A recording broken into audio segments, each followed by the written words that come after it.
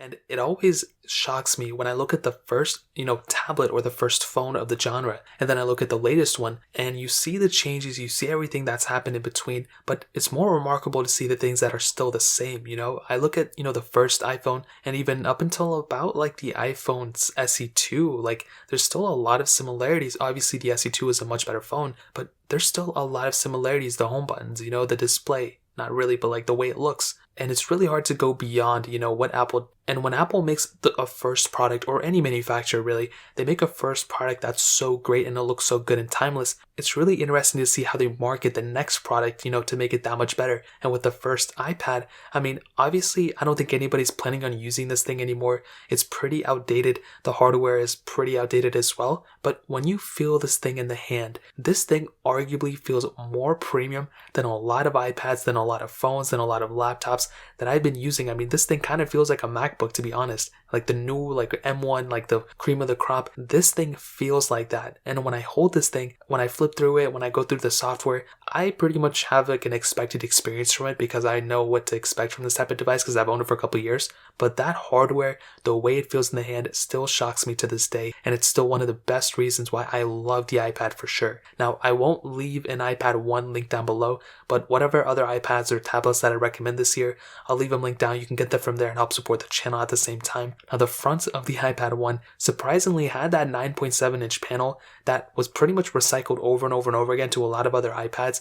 I think up until the iPad 7th generation, they were still making a 9.7-inch iPad. Obviously, high resolution displays and everything, but this is actually a really good, form factor that they had. They shrunk down a lot of the bezel, much needed bezel that they didn't need, and I'm actually glad they did that, obviously, because when you look at the iPad Pros, no bezel on it, they look great, and I love that. But when I look at this device, I mean, Apple did a really good job just kind of making it seem like it was something other than a bigger iPhone, which that was kind of the, stereotype that was going on. It was just a bigger iPhone, and I can't blame people for thinking that because the software was pretty much the same way until Apple, refined it a little bit more. And I think the biggest differentiating factor and the biggest push Apple did was the software. That was really the biggest differentiating factor between the, iPhone and the iPad. Now, you do have that old 30-pin connector on the bottom of this device as well, so nothing really has changed there. And you do have that aluminum back on this iPad as well. And as stated before, this is just an amazing feeling iPad. There's no camera on it.